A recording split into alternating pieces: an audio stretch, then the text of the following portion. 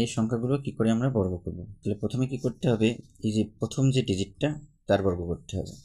আমি একটা প্রথমে দেখিয়ে দিচ্ছি। তাহলে কি হবে, 5² তার সঙ্গে পরের ডিজিটটা, এই পরের ডিজিটটা তার সঙ্গে পরের ডিজিটটা যোগ করতে হবে, 5² + 1। ঠিক আছে, এর পাশে দিতে হবে তার পরের ডিজিটের বর্গ, অর্থাৎ 1-এর বর্গ। তাহলে কি হচ্ছে, 1-এর বর্গ। তাহলে কীরকম লিখব, 5 × 5 = 25, 5 × 5 = 25 যোগ 1 = 26। আর এদিকে 1-এর বর্গ হচ্ছে তো 1, তাহলে আমরা শুধু 1 লিখবো না, 0 লিখে দেবো। কমপক্ষে দুটো হতে হবে, ঠিক আছে, দুটো এইভাবে। তাহলে এটা কি হচ্ছে, 5-এর বর্গ 25 আর 2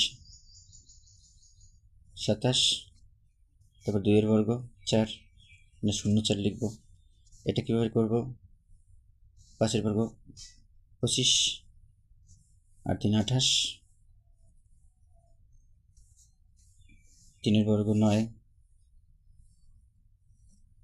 তারপরেরটা কী করবো, 5 × 5 = 25 আর 4 29, 4-এর বর্গ 16, 5 × 5 = 25 আর 5 30, 5-এর বর্গ 25, 5 × 5 = 25 আর 31, 6-এর বর্গ 36,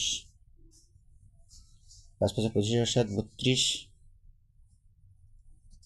7-এর বর্গ 49, 5 × 5 = 25, 8 8 33, 8 8 64। তোমরা এটা কমেন্টসে জানাবে কী হবে। ওকে।